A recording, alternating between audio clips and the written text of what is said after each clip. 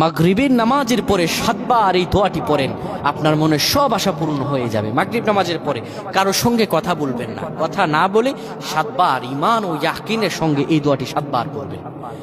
রাসূলুল্লাহ সাল্লাল্লাহু আলাইহি সাল্লামের হাদিস এটি। আল্লাহর কাছে কোনো কিছু অভাব নাই।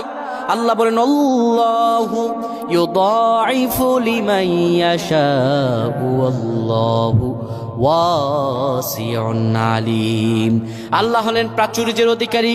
শোনে দুনিয়ার মানুষেরা, তোমরা যদি ইয়াকিনের সঙ্গে আল্লাহর কাছে চাইতে পারো, পৃথিবীর যত ধনভাণ্ডার আছে আমার আল্লাহ দিয়ে দিবেন।